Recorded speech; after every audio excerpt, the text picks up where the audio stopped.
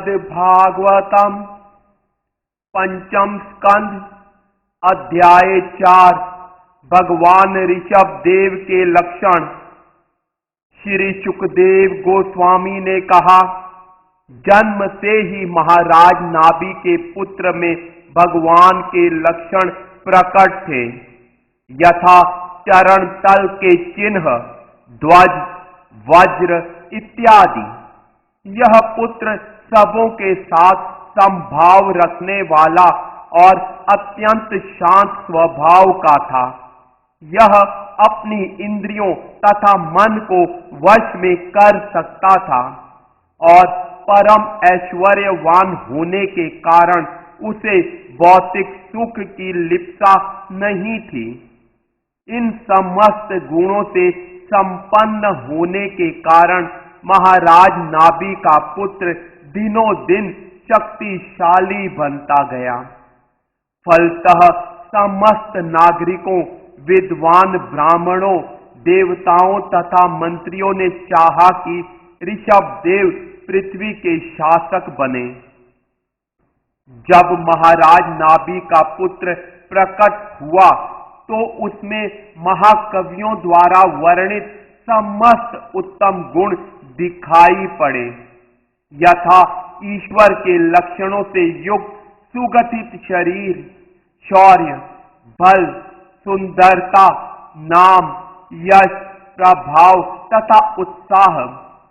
जब उसके पिता महाराज नाभि ने इन समस्त गुणों को देखा तो उसे मनुष्यों में श्रेष्ठतम अथवा सर्वश्रेष्ठ व्यक्ति मानकर उसका नाम ऋषभ रख दिया।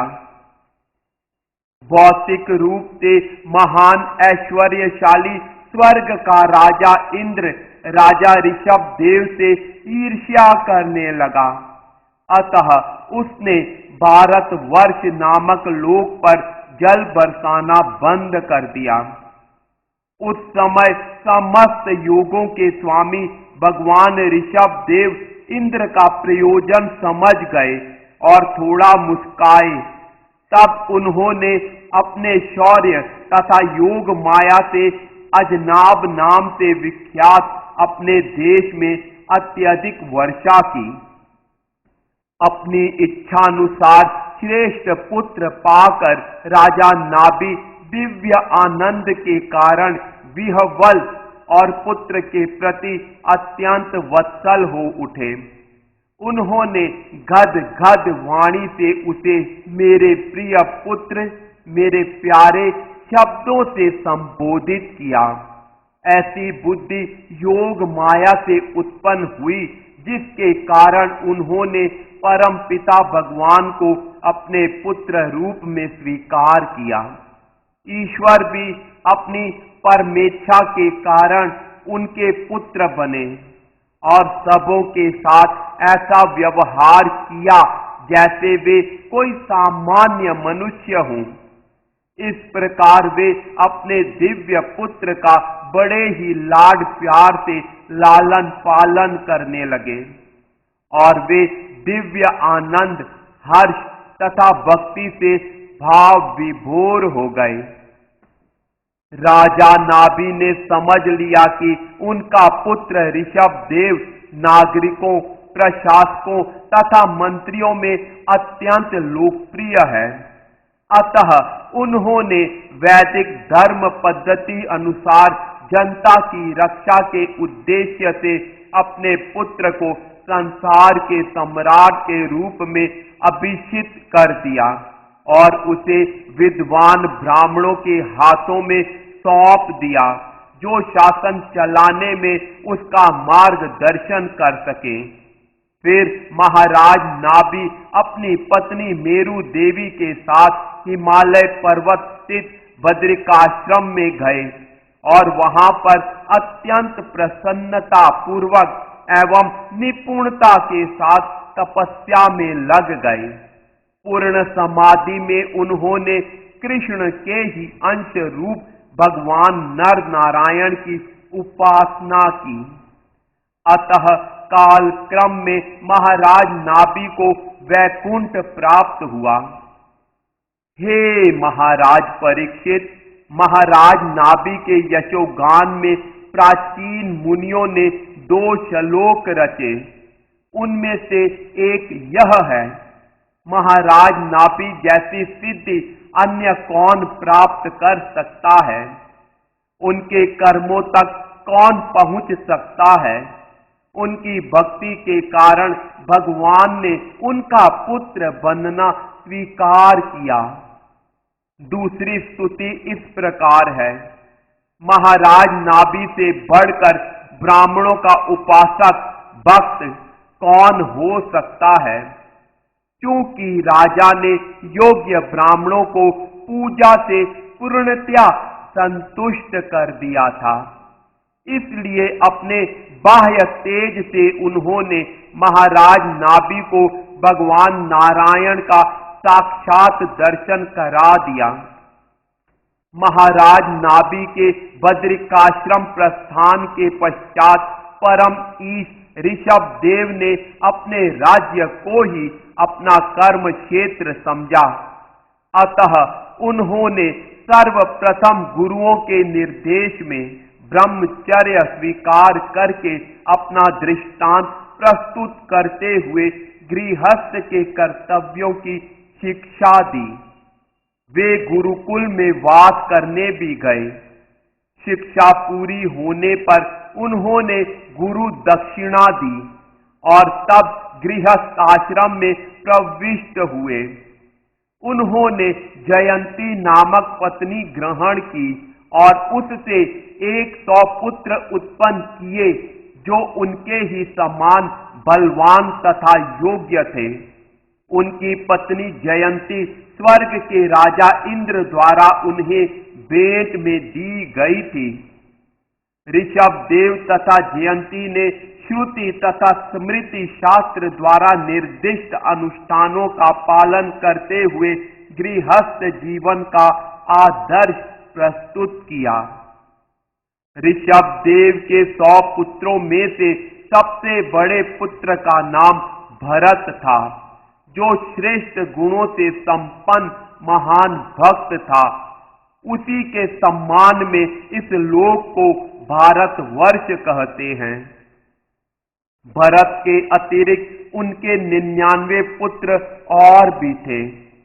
इनमें से 9 बड़े पुत्रों के नाम कुशावर्त, इलावर्त, ब्रह्मावर्त, मलय, केतु, भद्रसेन, इंद्रस्पृक, विदर्भ तथा कीकट थे।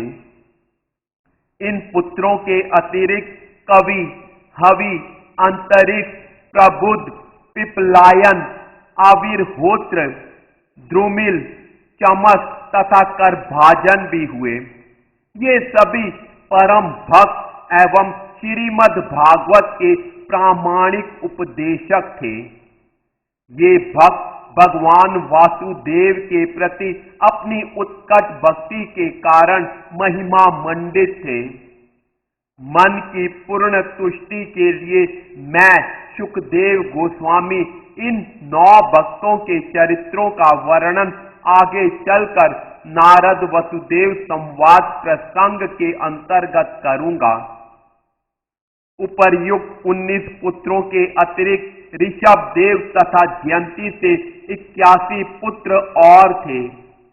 ये अपने पिता की आज्ञानुसार अति सुसंस्कृत, शालीन, उज्जवल कर्मों वाले तथा वैदिक ज्ञान तथा अनुष्ठानिक कार्यों में निपुण हुए।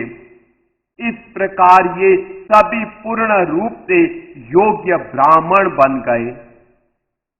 पूर्ण पुरुषोत्तम भगवान के अवतार होने से भगवान ऋषभ देव पूर्ण स्वतंत्र थे।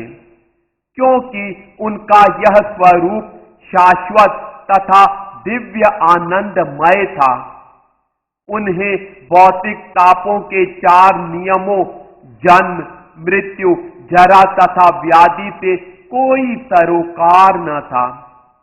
न ही वे भौतिक दृष्टि से आसक्त थे। वे समानदर्शी थे।